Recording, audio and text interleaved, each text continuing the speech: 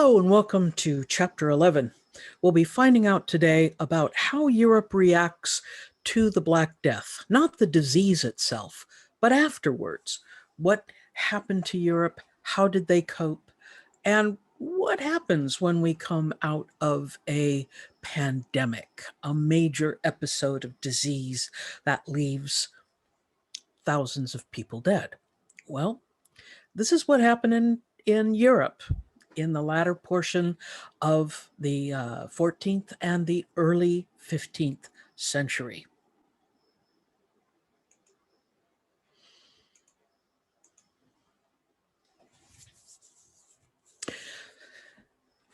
So the dates here are very important. We're going to be looking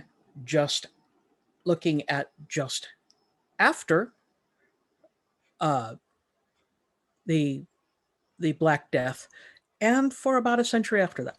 And we'll be finding out some very unusual reactions to it. One of the biggest and most lasting reactions were rebellions that started a few years after the Black Death had run its course the first time. And these are going to be coordinated worker and peasant rebellions against the state. Most of these rebellions are going to be caused by the high taxes forced by the kings onto the average people.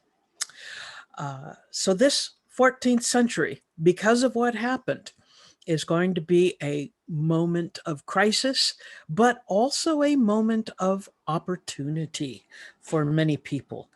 And it will be the end of the era that we know as the Middle Ages.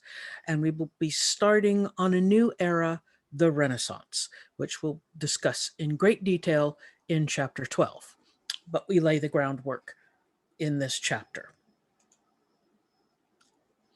So what's the impact on having approximately 1/3 of the population die of a disease?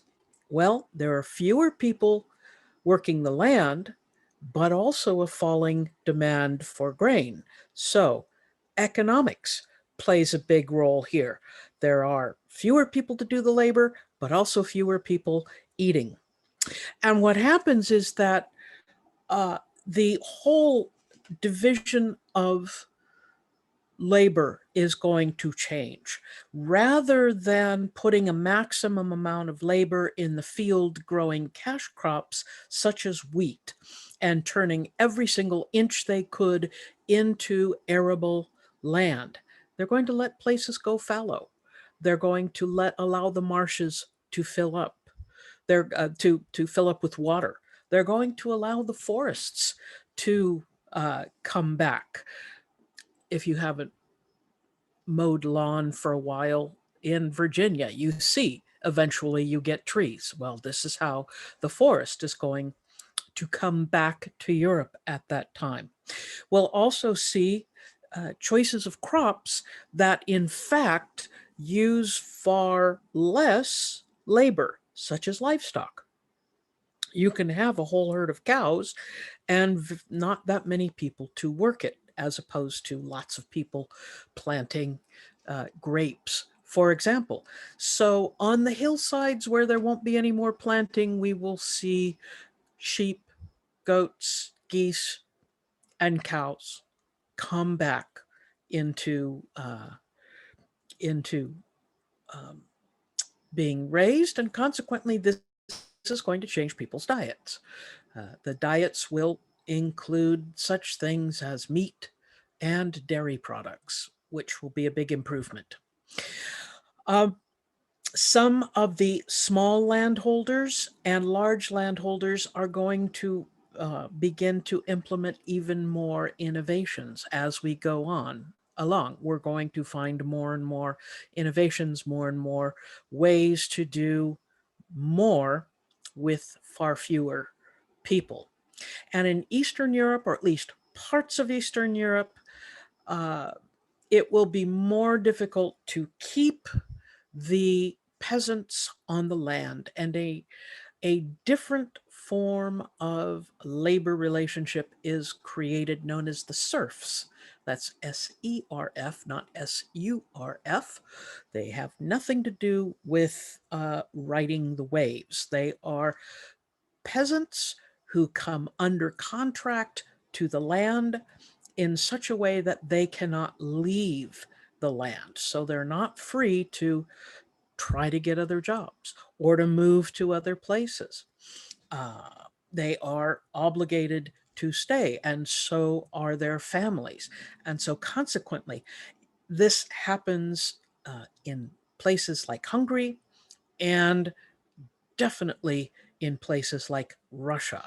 This is a major way that Russia keeps the peasants on the land and keeps the feudal system for far longer than any other uh, European kingdom. In fact, we will see serfs in Russia until about 1861, and this is 500 years now from the period we're talking about.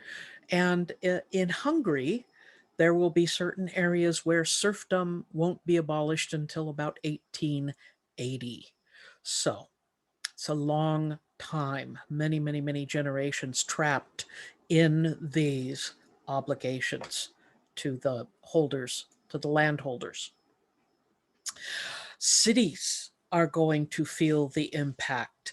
We'll see greater opportunities because, of course, people in the cities died, which meant that there are more openings for people who want to um, do trading, do merchant work, banking, and of course, there's openings in the guilds. And this is going to make the urban life much more appealing to the peasants. Rather than working out in the fields, they're leaving the fields in places and moving into the urban areas to become craftsmen of other kinds. The towns are also going to figure out that they need each other in terms of trade. And so trade organizations such as the Hanseatic League in the northern area of the German-speaking lands will be set up. These are going to be trade unions that allow each other more favorable status than other trade unions. So it's a big jump forward in market-driven aspects of this economy. But there will be, as I had said before, rebellions and revolts. One of the earliest of these rebellions was the Jacquerie rebellion in France. Now, it's called Jacquerie not after particular people who um, uh, led it. It's just that a popular French peasant name was Jacques. And so they are known as the Jacquerie. There were hundreds of these workers demanding better pay. In the city of Florence, there was another rebellion asking for higher wages and political representation of the workers known as the Ciompi. These were very elite weavers because Florence was known for its fantastic creations of fabric. And so the Ciompi workers are going to ask for higher wages, and they asked to be part of the political representation. They actually were able to take the city of Florence and they kind of ran it for a few months, but they were put down rather ruthlessly. And there was in 1381 the Peasants' Revolt in England. That was a revolt against taxes. And that was hundreds of thousands of peasants, workers, craftsmen who marched on London insisting to talk to the mayor of London and then eventually the king. They were led by a man named Wat Tyler. Tyler was his last name, but it was also his job. English naming conventions, generally speaking, you got your name, your last name, based on the job you did. So when we have Millers, Tylers, they put the tiles on the roofs. Coopers, the men who made barrels. That's an English naming convention that is taken from the jobs people had. Anyway, so the Wat Tyler Rebellion, or the English Peasants' Revolt, was about wanting higher wages and higher taxation that was resting primarily on the workers. And they were spectacularly unsuccessful. The king was able to put down this rebellion quite ruthlessly.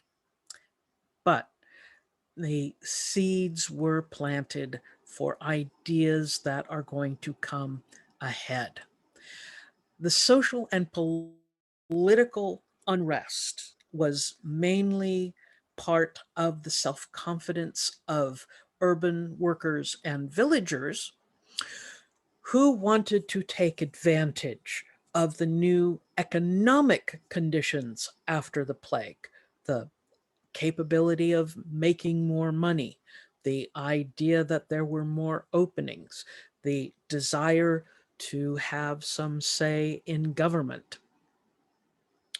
All of these ideas took hold in a very big way in the latter part of the 14th century. It wasn't happening when people were at very bottom, when the famines happened and then the plague. These rebellions happened about a decade after things had reset themselves, so to speak, that the population was now getting enough to eat, that they were uh, growing bigger and stronger and better communities. And it's at this point that they wanted to gain better representation. They wanted to have higher wages. So for those of you who are looking for the $15 an hour minimum wage, keep this in mind. So the aristocracy, the nobles, the kings, the royals, and the fabulously rich people. Yes, many of them died, but many of them did not. Uh, the European elites, for the most part, practiced owning land for farming. Few, but some, would invest in trading ventures. Those had become really popular, if you remember, before the Black Death with the Mongol Empire encouraging the use of the Silk Road. Well, with the Black Death, with the bubonic plague, the Silk Road is now closed. China was closed from overland trade. However, we're going to see trade happening elsewhere and in different ways. So one door shuts and a window opens somewhere else. And because there was an increase of wealth, one started questioning who was a noble. Remember, the nobles were the lords of the manor. They were the ones who owned the land. They were the ones who had retinues of knights. They were the ones who were basically a brake on the power of the kings. And so consequently, they felt that they deserved a place that was exalted over everyone else, and they wanted to keep their little community quite small so that they could all share in the wealth. However, because of the trading, because of what had happened, we're going to see wealthy people. This is this was a different class. Maybe these were people who lived in cities, and now they had gained sufficient wealth that on paper their wealth was little different from the nobles. And the nobles, because they weren't always great at handling money, oftentimes the nobles were in debt. So,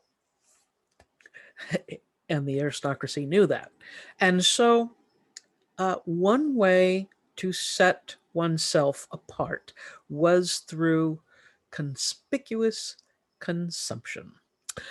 Um, and by conspicuous consumption, we mean a, a, a lavish style of living that went through everyone's, all of these nobles and aristocrats' daily lives. For example, this gentleman right here with the fur hat, he was the Duc de Berry.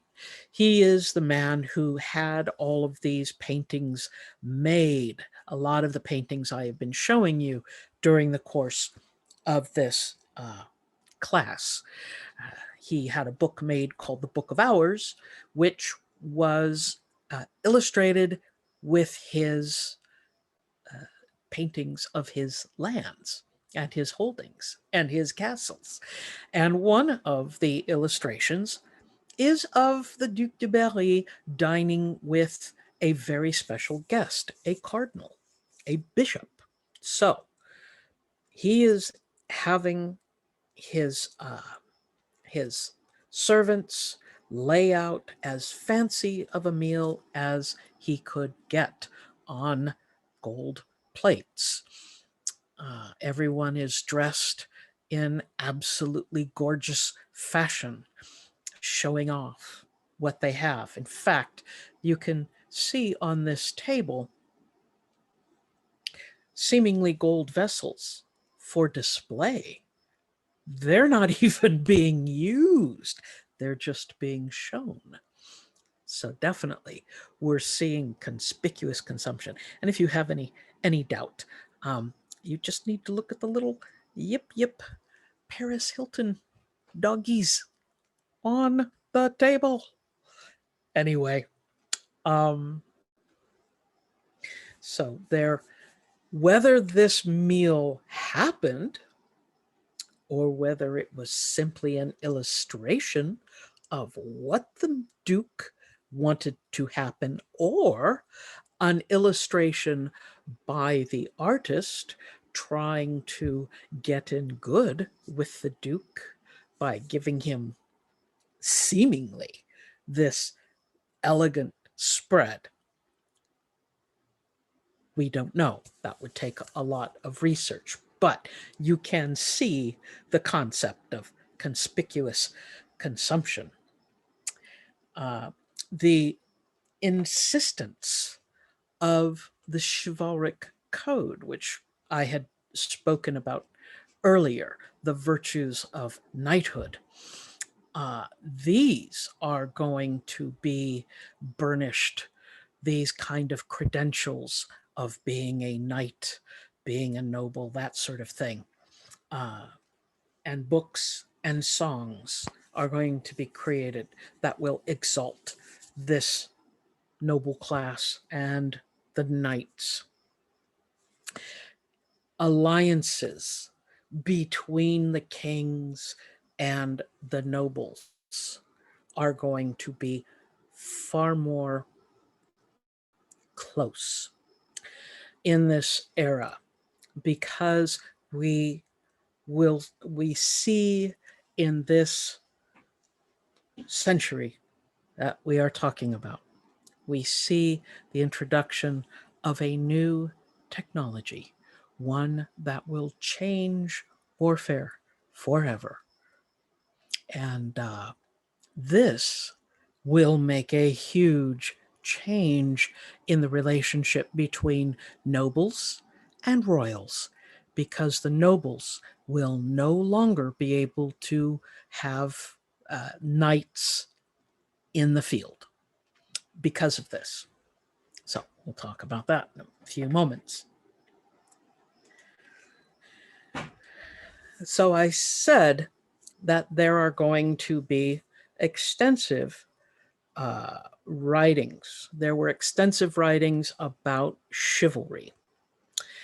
There was also an extreme amount of literature written in the vernacular, meaning, of course, in the language that people spoke.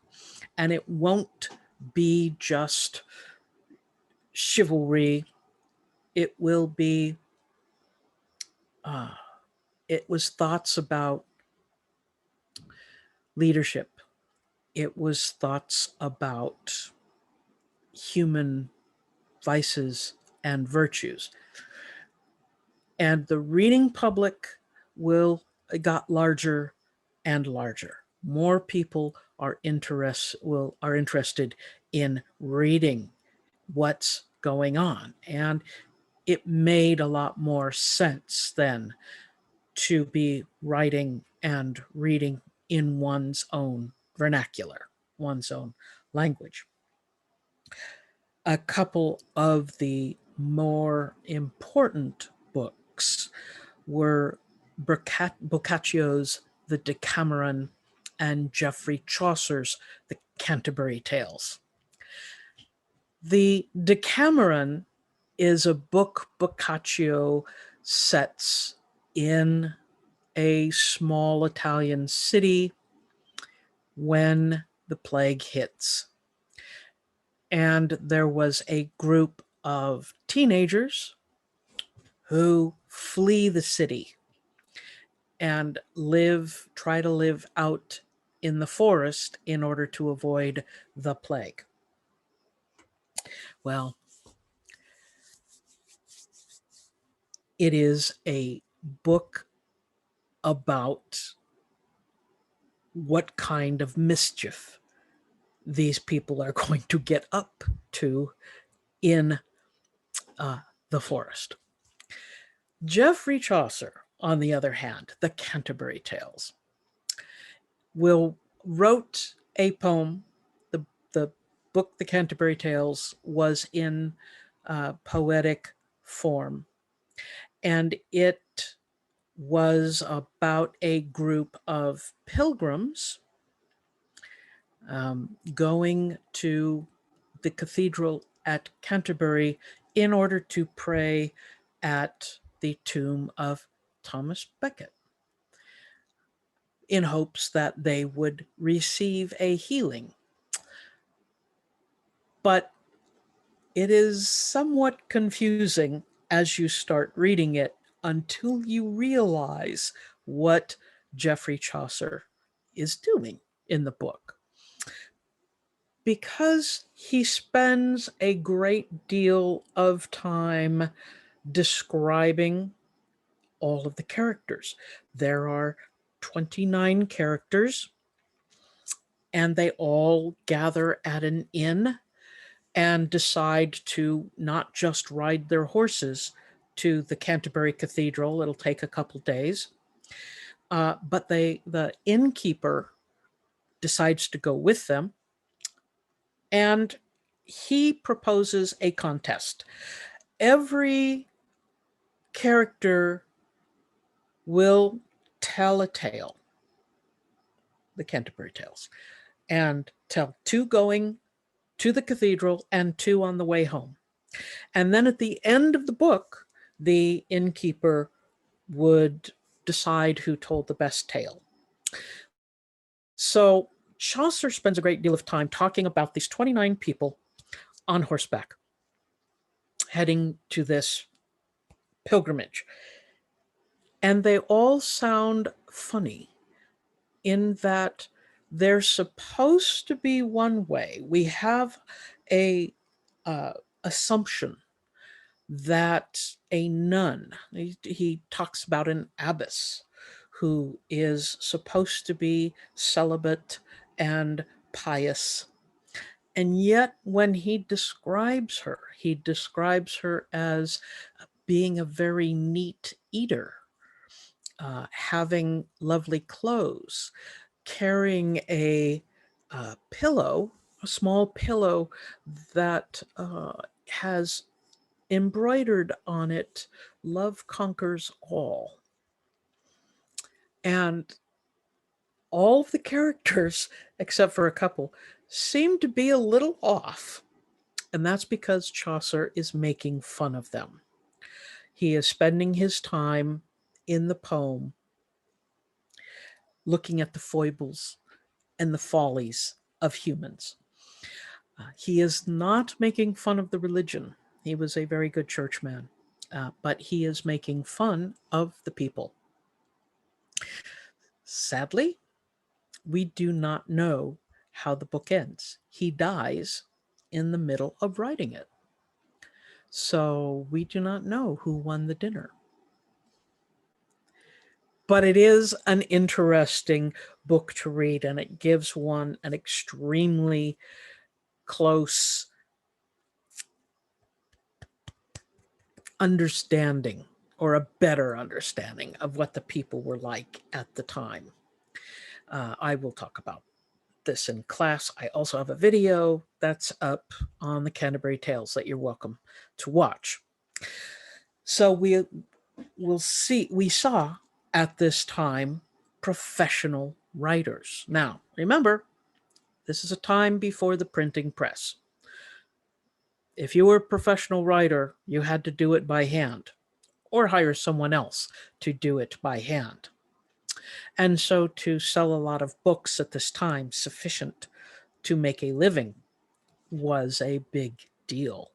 One of the people who would indeed make a living, and a good living, at her writing, note, a woman by the name of Christine de Pizan. She was married, had children, her husband dies, and she took up the one thing that she knew how to do, and that was writing.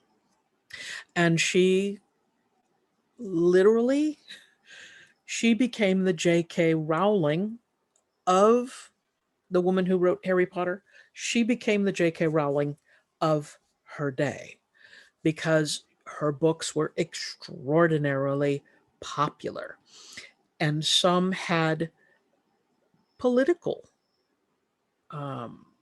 overtones. Her book of the City of Ladies was for female readers to refute the patriarchal system. Now, it would be way too much to call her a feminist. However, rather than just empty-headed, delightful reading, her books were meatier than that, and so consequently were more popular. And this is a picture of Christine de Pizan writing. This is a allegorical figure from her book. So I want to bring your attention to one thing, because I'm going to be talking about this in a little bit. In this image, we see the inside of Christine de Pizan's house. We see how kind of cattywampus the furniture is, and we can say, oh yeah, medieval people had no idea what they were doing when they were painting. And hold on there. Outside of the house, we have the wall open so that we can see inside the house, but also outside of the house, where we see the allegorical figure. We see the very stylized trees and rocks, but then we see the sky. And the sky is not blue. Now, this is not that the medieval people did not see blue sky. This is a artistic choice. We see it in many, many different books, and the artistic sensibilities of the medieval people were different. They were more stylized. They did not like white space. That was not something they were interested in. And I will speak a little bit about why they didn't have it. So just remember that geometrical drawing that is supposed to be the sky. And we'll reflect on it a little bit. Because we see at the end of the Black Death, we see a change in taste. Here we have an image that's something like the last image, although it is not a portrayal of a famous author. It is a portrayal of Mary, the mother of Jesus, and Jesus as a baby. This painting is done with a completely different technology, and that is oil paints. Prior to this moment in time, paintings were not square or rectangles on canvas that were hung on the wall. Instead, they tended to be fresco.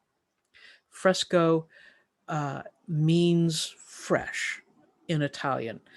It was a way of painting a wall, not a piece of art, but painting a wall while the plaster is wet. If you wanted to paint in the Middle Ages, you could not go to Home Depot and pick up a gallon of Sherwin-Williams paint. Part of what is in our modern paint is glue to adhere it to the wall. They did not have that. They had some glues, but they did not use that in that way. Instead, they used dyes for color, and they put wet plaster on the wall. And if you know anything about plaster of Paris, which is what they used to use for casts, it dries very hard, very quickly. And so that wet plaster was the medium that stuck the paint to the wall, or the colors to the wall. And that is fresco.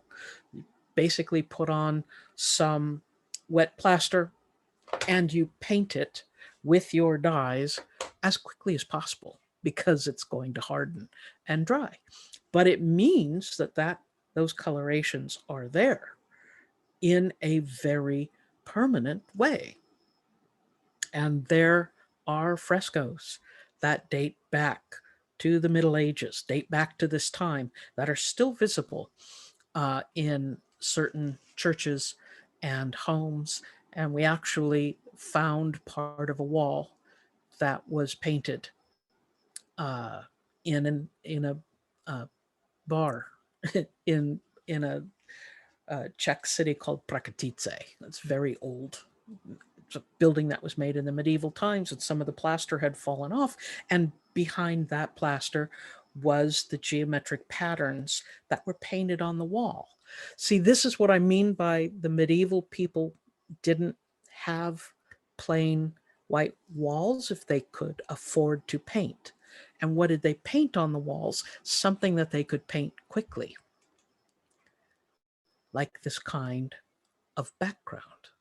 So they would very quickly put that sort of maybe geometric patterns.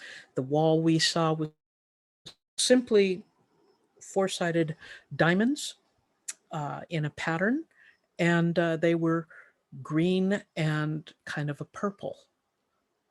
It was wonderful and shocking and wonderful. But imagine entire walls painted like that. That is a medieval sensibility.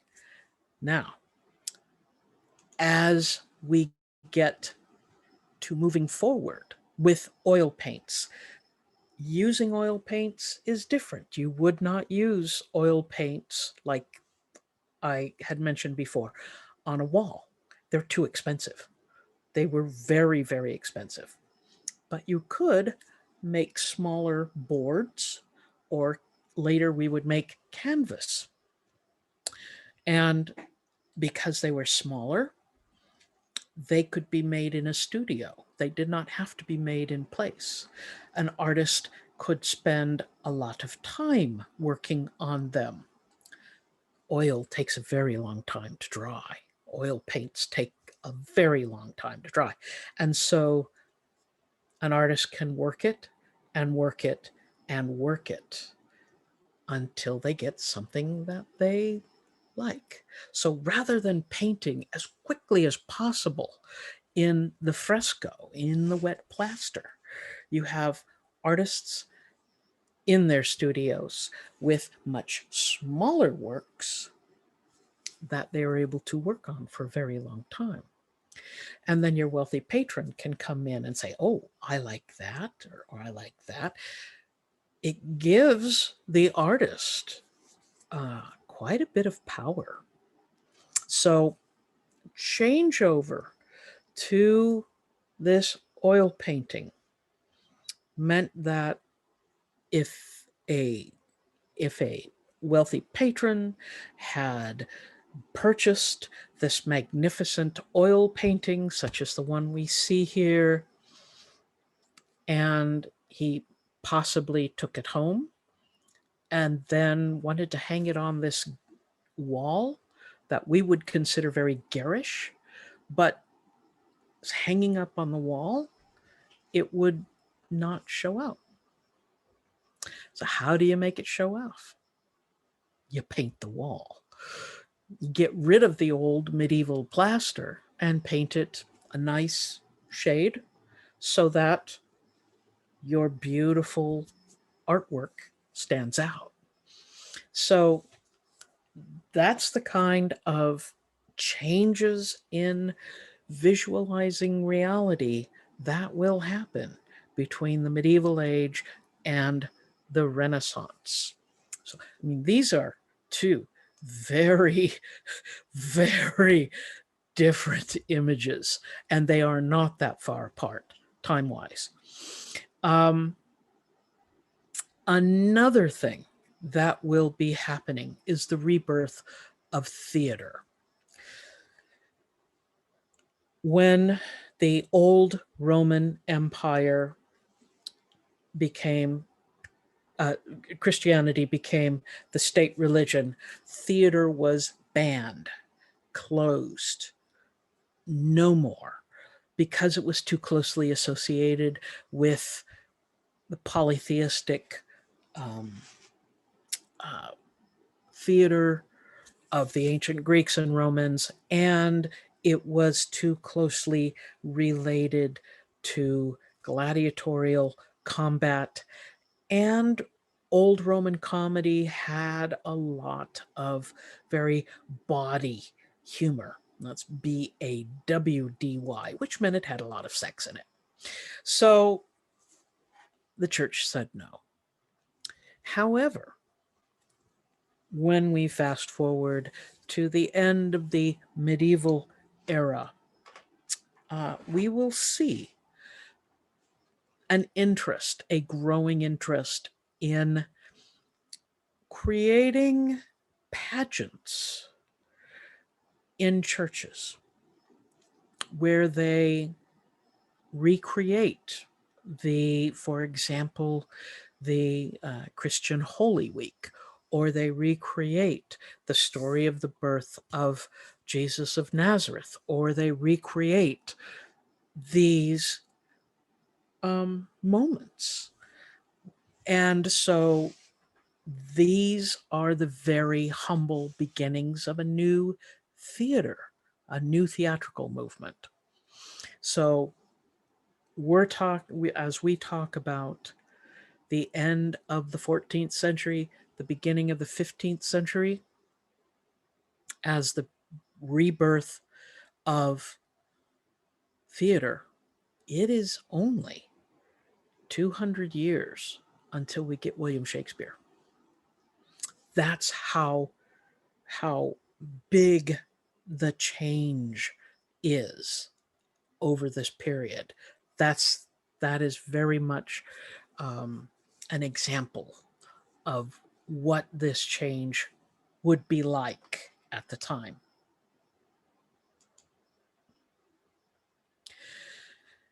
The Renaissance, most of the historians credit the beginning of the Renaissance to the Italian peninsula.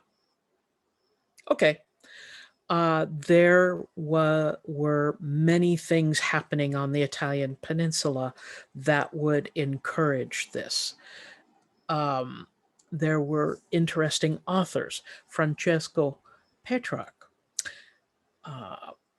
will be one of the authors who will be asking people not just to think about the modern works or the current works of the time. He's asking people to think about the past, think about the ancient Greeks and the ancient Romans. You see, because Renaissance means rebirth in French, and it is the rebirth of something. What is it the rebirth of? It is the rebirth of classical thought. It is the emphasis, a new, renewed emphasis on the ancient Greeks and the ancient Romans. Starts with the ancient Romans because the Italian Renaissance, they're right there. The people of the Italian peninsula still lived around buildings that had been built by the Romans. Some of the aqueducts were still up. Some of the Colosseum in Rome was in ruins, but it was still there. It was still this example of something that was not being built in Europe at the time, but it was before. Now, the Renaissance credits itself for the rebirth of the interest. In other words, they're very proud of themselves and what they did. And one thing they wanted to do was to get people to forget the Middle Ages. In fact, that's why they call it the Middle Ages. It is between ancient Greece and Rome and the Renaissance. It's the Middle Ages. And they wanted people to think of it as this era of darkness and lack of intellectual growth. But we know better. We have seen how during the Middle Ages they read Aristotle, they read many of the ancient Latin writers. So it's marketing. The Renaissance marketed itself as a change. That's the only way to look at it. They wanted to change. They wanted to see themselves as different than the people that had gone before them. And in many ways, Black Death gave them that chance. This is what happens. That Black Death is what happens when you are medieval. We're Renaissance. Renaissance had the plague as well. But you get the idea that trying to start something anew is going to be a big deal. And the the people of the Renaissance will go back to those early beginnings of logic and rhetoric and thought and try to renew them, try to bring them back, try to use them as proper examples. The Renaissance classicism, uh, we call the era of the ancient Greeks and Romans the classical era. And so the Renaissance is trying to bring back the classical era and make a big deal about the fact that a there was an entire canon of work that was not read or had been hidden away in monasteries. And they're bringing these works out during the Renaissance and getting other people to read them. Also, there will be a glut of refugees from Byzantium, from Constantinople, who came into Europe with a few special things. Number one, a knowledge of Greek. Greek reading, Greek writing. And the other thing they brought with them were books in Greek that had not been seen in most of Europe for hundreds and hundreds of years. They will literally be refugees with wagon loads of books. And the Renaissance scholars will want to learn how to read Greek so that they can dig into these books that no one had seen. And so we see a rebirth of interest in these materials. And the materials, fortunately, became available. They showed up. And the people to teach Greek showed up.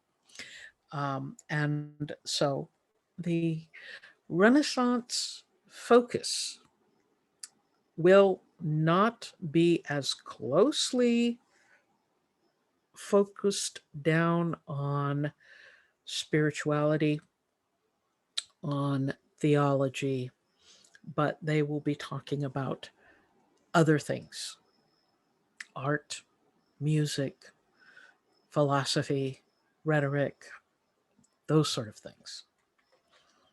So, very different time. And one thing we talk about as I talk about different focus is Renaissance humanism. Now, today we think of humanism, there is a whole organizations dedicated to it, and we think of it as secular humanism, meaning without a theological aim. That's not what we had in the Renaissance.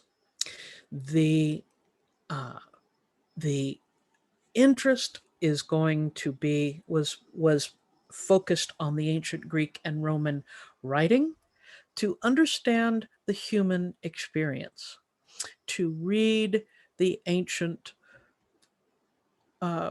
tragedies, the myths, and try to understand people better, not be constantly seeking salvation, constantly seeking God, but to focus on other things, more human things. So that's why we get the term humanism. Education will be key, important, under great demand at this time. But also education with a point, and that is to make people better people. So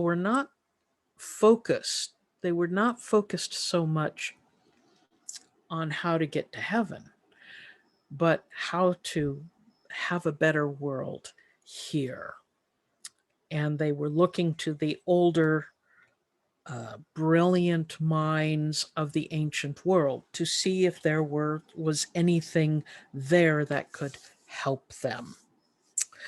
Um, but it also meant, with the interest in the new interest in Greek, with the new interest in the vernacular, Latin gets started to be pushed aside. Yes, they read Latin, they still learned Latin.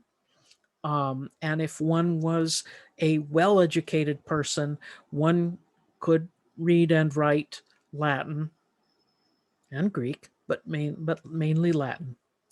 But as far as using it as a language for current communication, it falls by the wayside. It fossilizes, in other words. Latin does not develop like our own language develops and changes.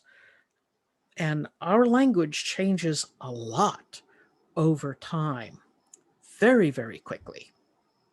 For example, uh, when I was growing up, we used the word to swipe. One swipes. We did not use it the same way. To me, growing up, the word to swipe meant to steal. Swiping something was to steal something. And now, swiping is what you do with your card through a machine. You swipe your card through a machine.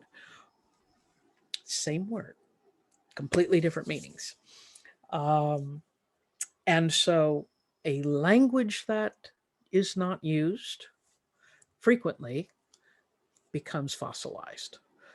And this is what happens with the Renaissance, that Latin becomes something that they spoke.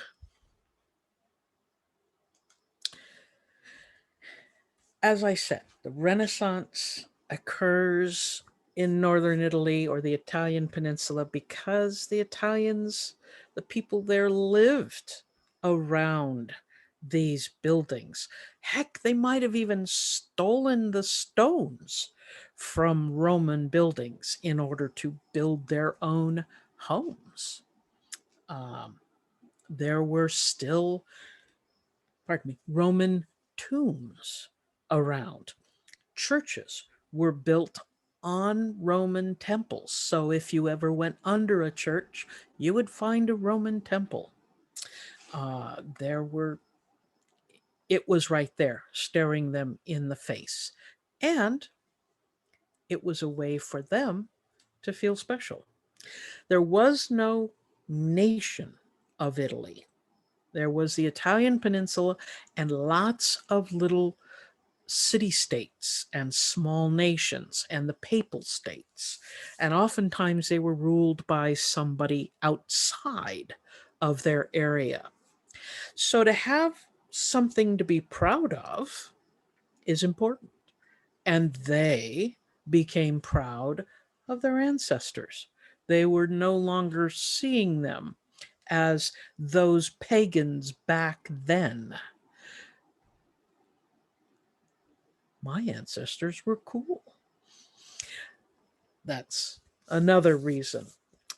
Also, the Italians, or the people of cities like Venice, Genoa, Florence, were becoming filthy rich.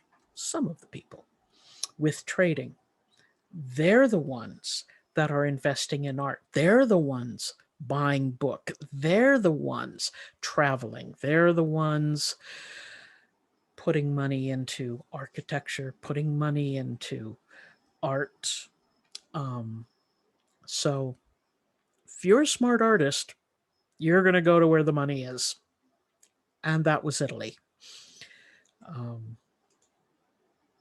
However, one of the things that made Greeks move from the Byzantine Empire into Europe was an entirely different group of invaders.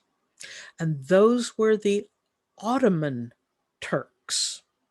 Now, they were a nomadic Turkic people, like the Seljuk Turks, but from a different community inside those Turkic people. They had interacted with um, the various Muslim dynasties in the area we now know as Iran and Iraq, and so they were nominally Muslim. They they filled a gap that had been created by the falling apart of the Mongol Empire. These Ottoman Turks were horsemen, they were extremely good fighters, and they wanted land, and they wanted an empire, and they would take it and basically crush the Byzantine Empire. It is the Ottoman Empire that crushes the Byzantine Empire, that crushes Rome after a fashion. The artwork, I want to point out something important. This image was made in Europe. This is German underneath here. So it was made in Europe. And it is of a European's vision of what these Ottoman Turks looked like.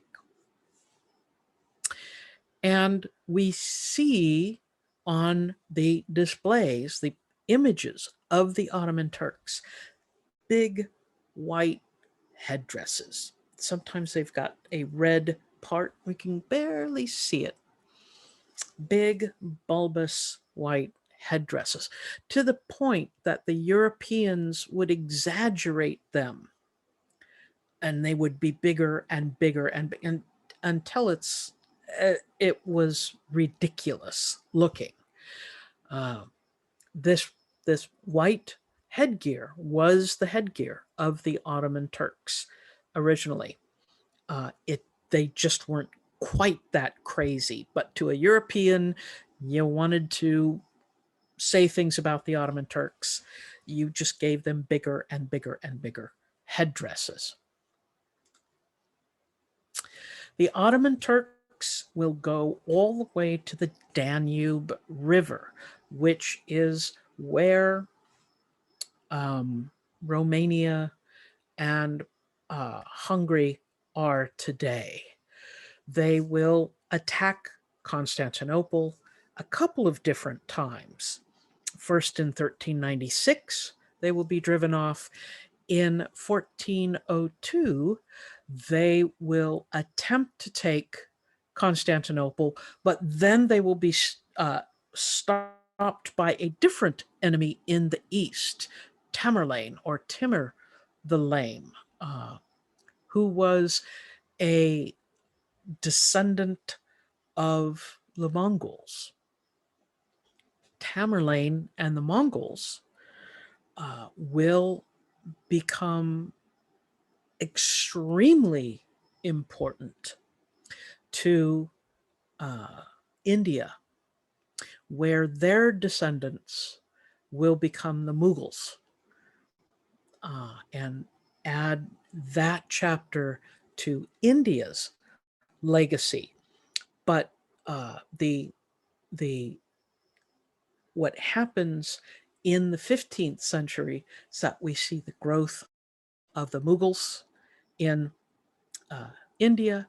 We'll see the growth of the Sassanids in Iran and Iraq, Persia, and we will see the growth of the Ottomans in the rest of the Middle East. And those three Muslim dynasties will take over a huge section of India, the Middle East, and the Ottomans are going to go into Europe and across North Africa. So three very different dynasties, all a little bit interconnected, but definitely had that. They were all Muslim. So that's important to know. And so the Ottoman Empire growing from Anatolia, going into Bulgaria and Hungary. By 1529, they got to the city of Pressburg, known today as Bratislava. I don't know why they're giving it the German name, but it's Bratislava. And in, when was it? 1529, they tried to take Vienna, but were fought off. However, they will also move into Mesopotamia. They will take the edge of the Red Sea, the Arabian Peninsula there. They took Egypt, and they took North Africa, the Barbary Coast, Algeria, into Morocco. That is a very big and powerful empire. But the crown jewel, what they wanted, was Constantinople because of its location and because of its opportunity to trade. They wanted Constantinople as their capital. And so the leader of the Ottoman Turks, a man named Mehmet II, in 1451, will attempt to take Constantinople. He besieges the city, surrounds it for 2 years, and finally gets the walls torn down with his secret weapon and becomes the head of Constantinople. He takes that whole area. Constantinople, the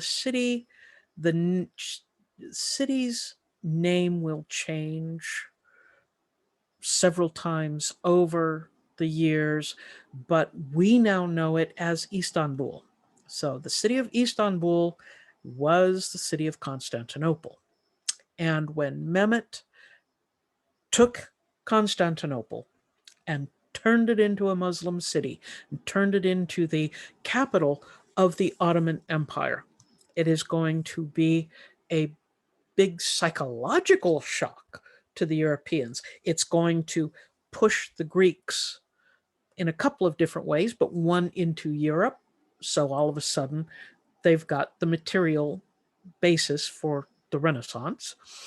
And but as far as the trade routes are going to go, the Europeans had the trade established in the Mediterranean Sea, and they will continue to be fairly dominant in that area. Remember, they were looking for new ways to get to China. We will see in future chapters some interesting ways that they will get there. Anyway, the Ottomans will turned from a nomadic Turkic tribe to a major empire.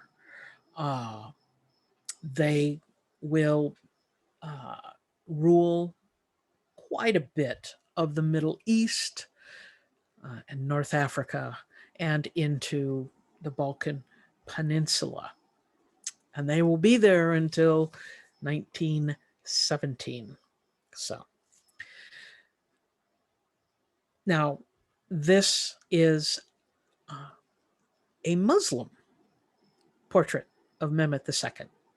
Still the white headdress, but not as big and ridiculous. So it's much more sympathetic. But his secret weapon, the Great Bombard, the cannon. This is the moment, the beginning of the Renaissance is the moment that we see the intersection of knights in shining armor and guns.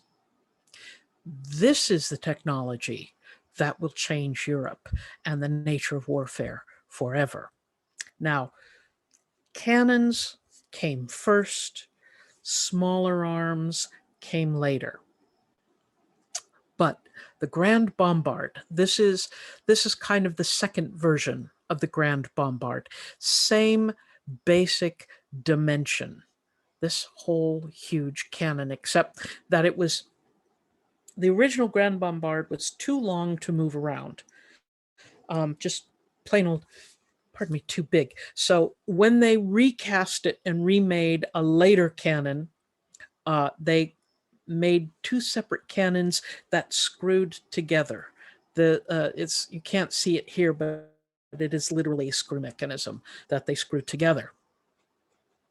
And it takes 300-pound stones. It fired stones, and it took 600 pounds of gunpowder to fire off those stones. They'd shove 600 pounds of gunpowder into the back of the cannon. They rolled a 300-pound stone into the back of it, and then they touched it off with a match. Kablooey! And it would go and hit the wall. Boom! And it would shake it up. And then they'd have to wait several hours because the cannon was too hot to reload.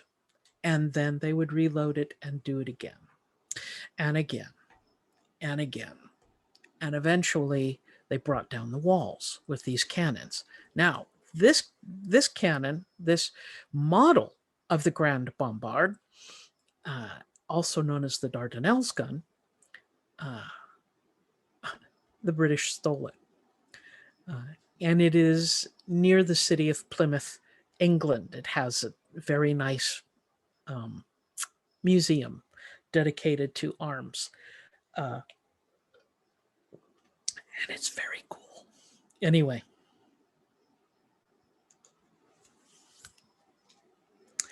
But the Ottomans had to go from a nomadic tribe to running an empire. And that meant they needed an administration. They were smart enough to realize. And of course, a lot of the people who could speak Greek who were the administration left. So how were they to create an administrative apparatus? Slaves. They purchased enslaved people or enslaved people themselves and used them not as peasant farmers, not growing food. Their enslaved people worked as administrators, worked as palace guards, as servants, etc. Slavery under the Ottoman Empire did not have the same sort of negative status that everywhere else in the world it generally had. In fact, there were some people who sold themselves, peasants, very poor peasants, sold themselves into slavery, into the Ottoman Empire, in hopes of having a better life. Now, if one was a slave to the Ottoman Empire and one worked in the palace, it was a certain job requirement, especially if one enslaved person was around the wives and daughters of the emperor. And that was, they had to be castrated. They had to be eunuchs. But there were individuals who went through that so that they could get those jobs. Other enslaved men, that was done to them as small children. The one way the Ottoman Empire got slaves was through the child tax. They didn't tax children. They didn't charge taxes based on children. They went to cities and towns and villages that were not Muslim because they could not enslave Muslims. And they told the village that they needed to pay a tax, but instead of sending money, they could send a handful of their bright young men, boys. Uh, and some of the families gave their sons up willingly because these boys would uh, be taken to to Istanbul.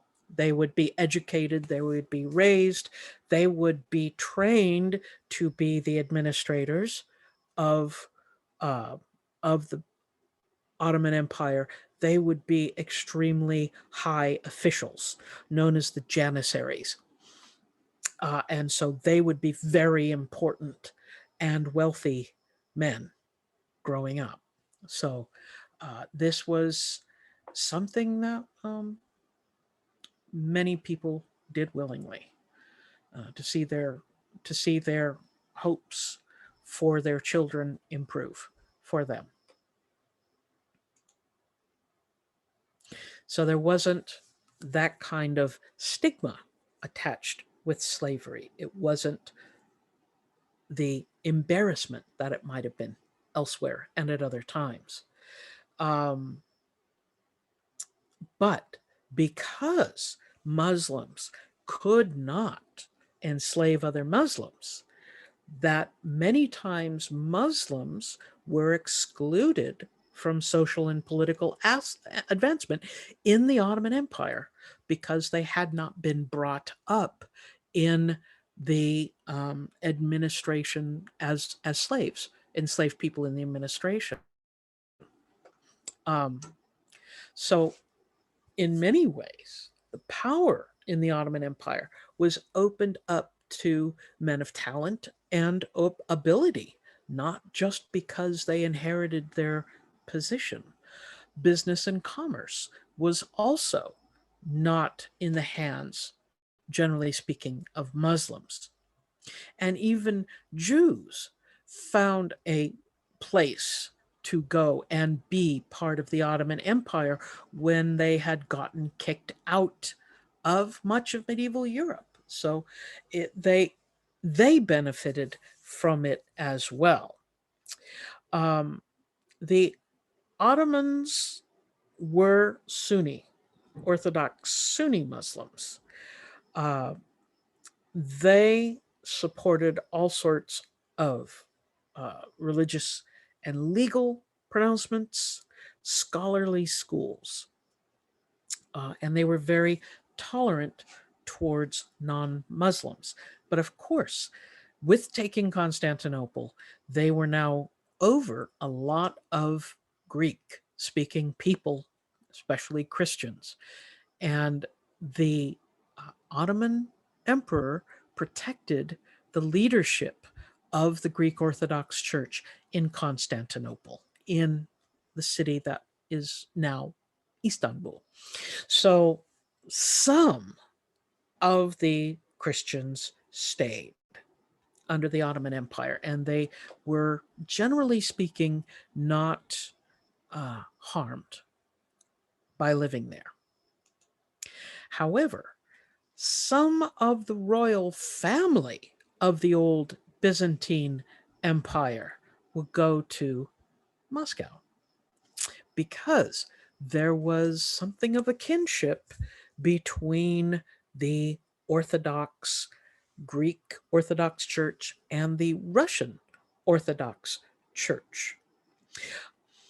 But by moving parts of the royal family into Russia, the Russians could now make claims about themselves. Uh, the Russians, of course, had their own problems. The Poles and the Lithuanians had merged into a single dominant force at this time. It was a very big and powerful country, and they were trying to take land away from the Russians. And so the Russians are going to need to fight back, and they are going to need to separate themselves from the Polish-Lithuanian capital. And so when we see the representatives from fallen Constantinople, from the Byzantine Empire, get to Russia, marry into the family, the Duke of Muscovy will take a title for himself, Tsar, which is a derivation of the word Caesar. And the Russians in Muscovy will see themselves as the Third Rome, as the legal and legitimate inheritor of the Roman Empire. They will call it the Third Rome because, well, the First Rome, the Western Roman Empire, way back in 470, fell because they were insufficiently strong against the barbarians. And now the Second Rome, the Rome of the Byzantine Empire, fell. And the Russians said because they were insufficiently pious. They weren't good enough Christians. But now the seat of the Roman Empire is now in Russia. The Tsar used the double-headed eagle of the Byzantine Empire as his symbol. It had the Tsar's crown on top, of course, but that double-headed eagle was the old Roman Empire symbol. And the Russians took that on themselves to see themselves as the saviors of the world. And as they say, there will be no other. Now, this double eagle is still around, this double-headed eagle, on the flag of the president of Russia. Vladimir Putin's flag is the Russian flag, blue, white, and red. It's got that double-headed eagle embroidered in silver on it. So, if you want to understand a little about Russia today, I would not bother looking at what happened in the Soviet Union. That seems, now that we're getting further and further away from it, seems to be something of an aberration. However, if you see what Vladimir Putin is doing today, he is cozying up to the Russian Orthodox Church. And he is cozying up to very orthodox and conservative elements of Christian religion. And I think there we're seeing this kind of rebirth of the Third Rome idea. So anyway, I'm off topic. Got to get back to this, but it gives you a little bit of an insight into Russia. But okay, cat's out of the bag. It is cannons and other materials that are going to change warfare. Because if you wanted someone to be a good, say, longbowman, they had to practice all of their lives. If you wanted someone to be a good knight, they practiced all of their lives. If you wanted someone to be a good gunner, maybe not with these big cannon, but with the little handguns, train them in 2 hours. Didn't need a lot of strength, didn't need a lot of smarts. It was simply put in the gunpowder, put in the shot, ram it home, and light a match. And it's the same for the little handguns. This is a handgun, as it is for the big cannons. And not just the cost of the weapons, but the cost of the gunpowder. gunpowder was extraordinarily expensive because the raw materials were very hard to get, or at least one raw material was very hard to get. I'll talk about that in class because I have done a lot of research on gunpowder and historically.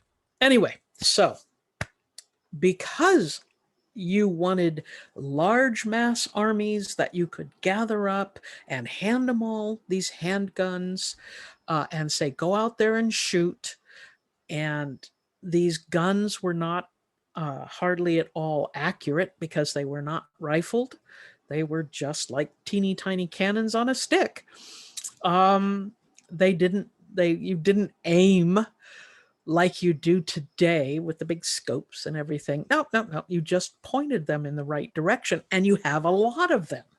You fire them off at one time, and you send a curtain of lead pellets at a very fast speed, and it kills people. And this is, when I say the intersection of knights in shining armor and guns, this is what does in the Knights of Shining Armor. Because as one of my favorite historians of technology, Bert Hall, writes when he's talking about gunpowder, he said, those early handguns, the bullets could go, generally, if they were shot at close enough range, could go through that front breastplate of your armor. If you managed to hit somebody, could go through the front breastplate, went through the body, and then would like hit the back breastplate, which was metal as well. But it wouldn't have enough force to go through the back plate to punch through it. But it did have enough force to bounce around inside the armor for a while, turning, as Dr. Hull puts it, turning whatever was inside the armor into hamburger. So they were a fearsome weapon, and all of a sudden, knights in armor, useless. Castle walls, useless. So how now do you create an army? How do you keep yourself safe? Well, you get in good with your king, who is usually the only guy who can afford to amass these armies. Now, the nobles become the generals. They don't just go away. They become the generals, and they become people that kings depend upon to run the armies, because the kings can't be everywhere at once. But these different weapons and the lesson of a need for castles, all of a sudden the nobles become dependent upon the king, and the king amasses more power. And this is literally the beginning of nation building. But it also means that the armies get bigger and deadlier. So we see bigger battles. And we saw a battle happen at this time. It wasn't one battle, it was hundreds of battles. In fact, it was an entire war, the 100 Years' War. And there were so many battles, there was so much going on. Having to remember all of them was difficult. So it's not something we're going to do. However, know that the 100 Years' War was happening during the Black Death. It was happening during all the things I'm talking about. And it will basically form a whole bunch of different alliances throughout Europe. Very instrumental that way. And of course, it was a war between England and France, setting up all sorts of animosities there. And we'll see some interesting players in this. One of them, a young French girl by the name of Joan of Arc. She was instrumental in the 100 Years' War at one point when the morale of the French was at its worst. that the French seemed to be losing, and Joan of Arc shows up to the king and announces that God sent her to help the French win the war. And French say, why not? They give her armor, and she becomes a figurehead for the army. And she and the French started winning battles. And so it truly seemed like divine interference in this, that Joan was truly a figure that changed the war, changed history. Now, she was captured by forces that were allied with the British and burned at the stake as an unrepentant heretic.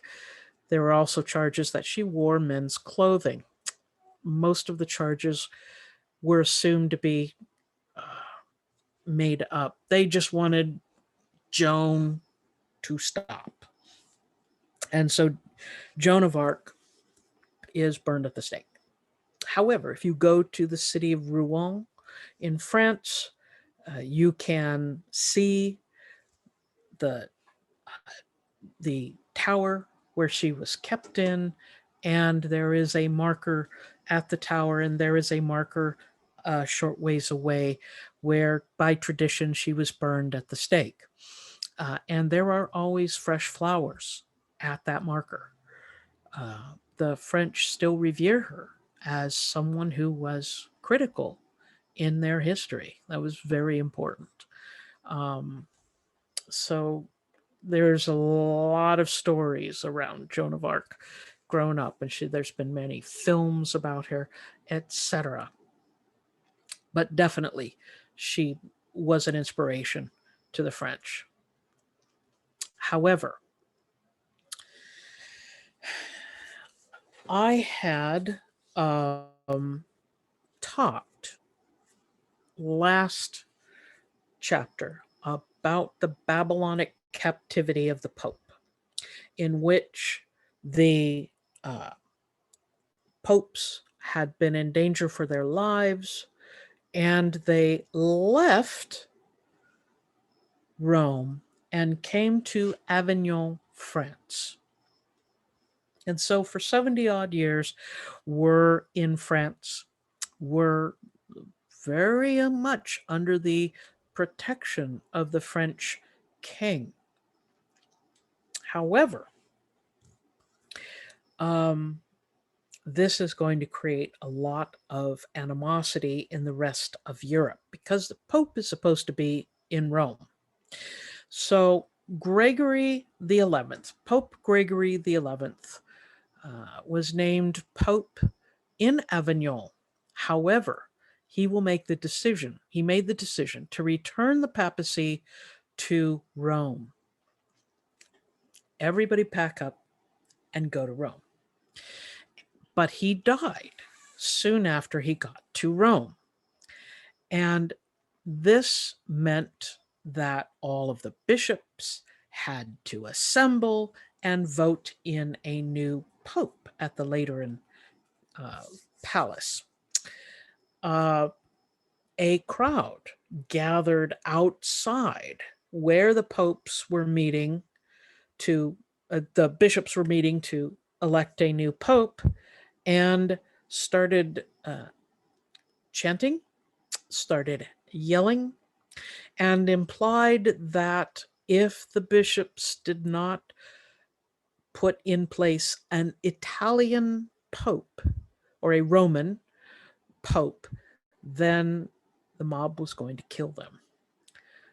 And so the bishops, afraid for their lives, nominated and elected a pope, Urban VI, and soon after that, the bishops left Rome. But they didn't go back home. They went back to France. They went to Avignon Palace, where they were protected. And they basically said, that guy, Urban VI, who we elected Pope, well, we did so under duress, therefore doesn't count. No do-overs. We're going to elect our own Pope. And they will. They will elect a Frenchman named Clement VII. And this is what's known as the Great Western Schism, that all of a sudden the Roman Catholic Church has two popes. And one of the popes is in France and is protected by the French king. And those kingdoms that allied with France support the French pope. There's another pope in Rome. He is supported by the English. And those kingdoms that allied themselves with England during the 100 Years' War ally themselves with the Roman Pope. And so the division happens along the exact same lines as the division of the 100 Years' War. In 1409, this situation happens for quite some time. The schism happens in 1378. In 1409, the cardinals decide to meet in the city of Pisa and depose the two popes and name a third pope, 1409. And they meet and they name another pope, but the other two guys will not give up their positions. So now the Roman Catholic Church in 1409 has three popes. And of course, they are instigating one of them, each other is the Antichrist, each other is excommunicated, each other is horrible person. And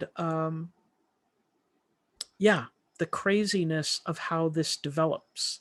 So you've got France, Scotland, and the kingdoms of Spain and the southern end of the Italian peninsula are all aligned with the French popes, and the orange is all aligned with the Roman popes.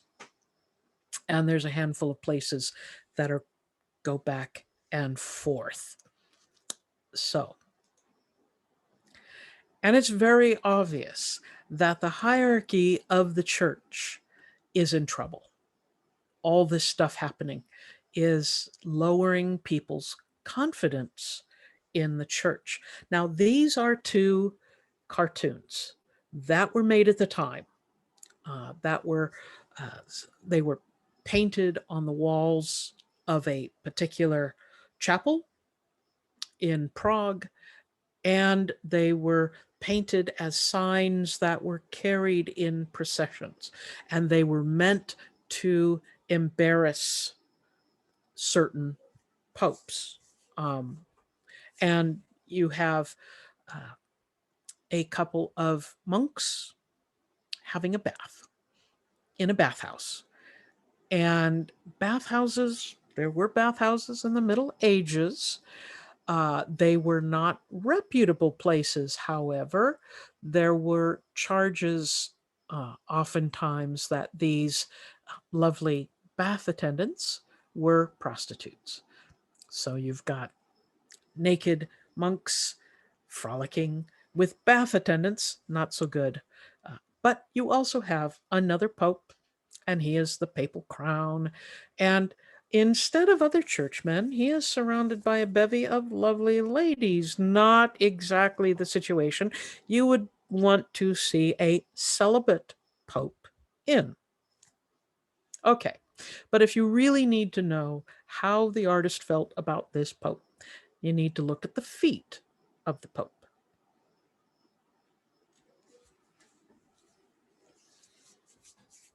Lizard feet. Wouldn't Alex Jones have an interesting time with a 15th century pope as a lizard person. Anyway, I digress. Anyway, this is another cartoon that was on the walls of this, and it was put into books, etc. And it is obviously the church is falling apart, and you've got two monks that are busy trying to keep the walls up by putting braces, and you've got two other monks busy cutting down the braces that the other two monks had put up. In other words, saying that the church is falling apart and it's the fault of the church. It's not anybody else's fault. So the Holy Roman Emperor Sigismund calls the Council of Constance in 1415. It is the largest and longest lasting ecclesiastical gathering since the Council of Nicaea. It is a big deal. It basically was to get rid of the three popes. Now, Sigismund had them arrested, had the three men who claimed to be popes arrested and brought to Constance and told to either, give up your title or spend your time in a dungeon until you do. They finally all three gave up the title, and a new pope, Martin V, was elected. However, in this council, they decide to put a general council over the pope. It only lasts a brief time. It's a system that does not work out. It's called the consular movement, but it lasts a very short time. Whoops. And as I say, this was a big deal. The Council of Constance. Here is Martin V after he has been crowned. Down here is the Holy Roman Emperor Sigismund. And here, these are from a book that was created a little bit afterwards called The Chronicles of Ulrich of Reichenthal. He was an artist who came and drew pictures of everything that happened over the 3 years of this council, and he put them all in book form. And so this book has lots of illustrations of things that happened. And so this is kind of a general illustration of a group of people meeting with the Holy Roman Emperor. You can tell by his crown up here, the double-headed eagle. And the author of the book, Ulrich of Reichenthal, identified people not necessarily by their names, but by their coats of arms.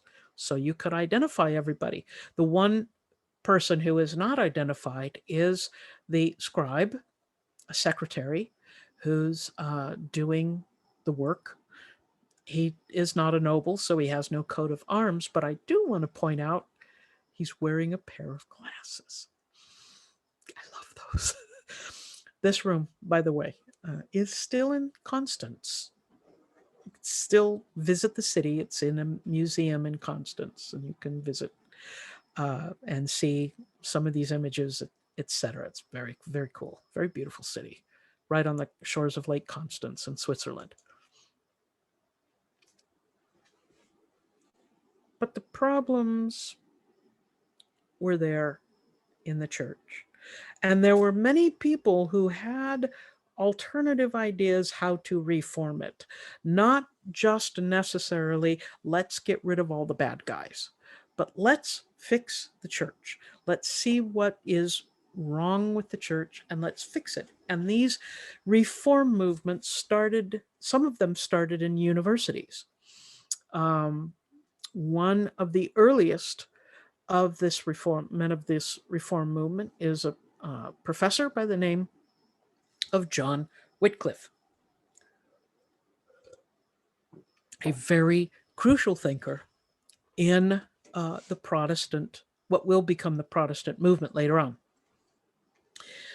But Wycliffe's ideas basically were that if you've got a corrupt church, Remember, everyone's salvation was based on the sacraments offered to this by the church.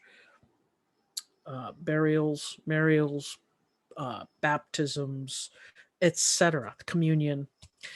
If the people granting those sacraments were corrupt, then you could not trust those sacraments. And so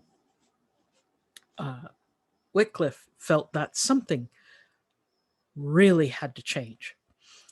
Uh, Wycliffe asked the King of England, as he said he was an Englishman, to reform the church, to take it over. The king doesn't, but the king's also busy. This is the same time as the Peasants' Revolt. Wycliffe had also other ideas about Reformation. He translated most of the Bible into English, into the vernacular. He encouraged preaching in the vernacular, not Latin masses.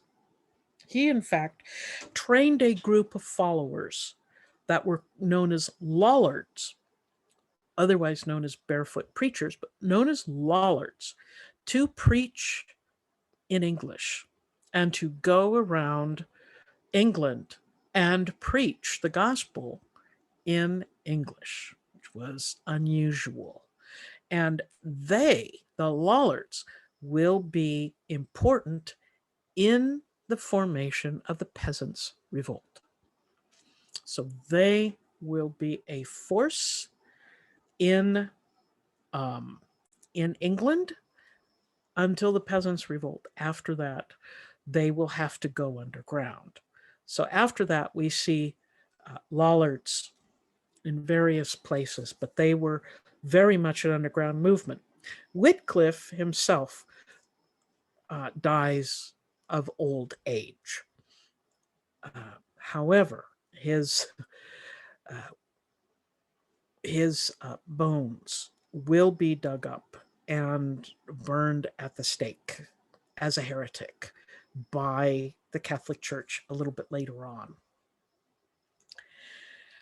One man who read Wycliffe's work and was inspired by it was a Bohemian, someone from the area we now call the Czech Republic, named Jan Hus. Hus was a priest. He was also a university professor and later rector of the university. And he was very influenced by Wycliffe. He translated the Bible into Czech. He emphasized giving communion and doing it what he thought was correctly. He wanted to get rid of indulgences, and I'll talk about indulgences in class, and simony, which is the idea of people purchasing offices in the church, bishops' offices. He wanted only people who deserved that role to get it. But one of the main things, Jan Hus also preached in Czech in a special chapel called the Bethlehem Chapel. We'll talk about that a little bit more. But he also had pushed the idea of Utraquism, a fancy word that means in both kinds. It means that the laity, the people receiving communion, should get the consecrated bread and wine at Mass. In many places in Europe at this time, the bread and wine as part of the service were consecrated, made holy, and then only the bread given to the people. The priests were allowed to eat the bread and drink the wine, but the people were not allowed to drink the wine. This is the idea of a sacrament that is not given properly. And so Hus preached that the people should get both the bread and the wine. Otherwise, he felt they would not be saved. They would not go to heaven. So it was a big deal. Now, Hus had written extensively. He had called for reforms because of his elevated position as the rector of the Charles University. People listened to him. He was extraordinarily popular in Bohemia. And so he would be called by the emperor to the Council of Constance in 1414. Now, the people of Bohemia told Hus not to go. Hus got Sigismund, the Holy Roman Emperor, to agree to safe passage there and back. Once he got to the Council of Constance, he gave his views, or he thought he was going to give his views. Actually, what he had walked into was his own trial as an unrepentant heretic. And he was burned at the stake at Constance. This would lead to one of the biggest of the revolts that is going to happen after the Black Death, and that will be the Hussite revolt. So both Wycliffe's, Lollard's, and Hus's followers are very much the same sorts of movements. The Lollards, Lollardy, and Hussitism began in universities and spread to the countryside. They had reformed ideas for clergy, and each of these movements were strongly nationalistic. Nobody outside of England picked up on Lollardy, and the Hussites were only in the Czech Republic.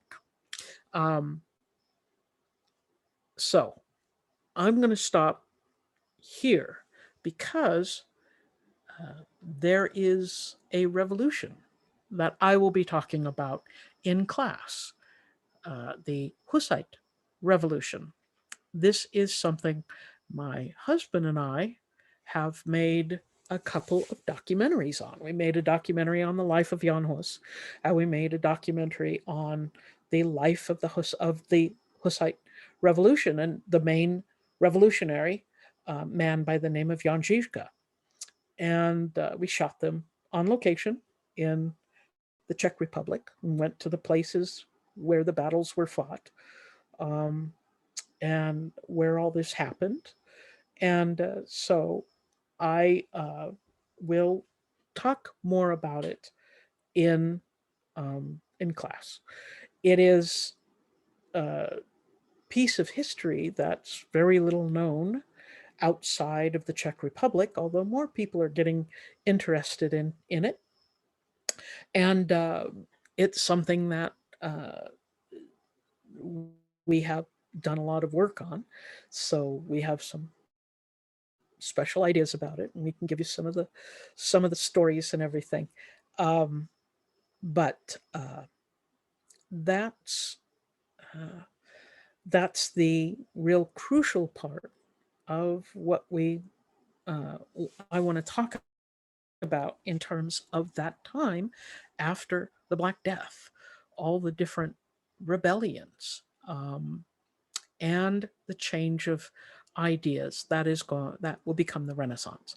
So we'll talk more about this in class, and we will next chapter 12, hit the Renaissance hard.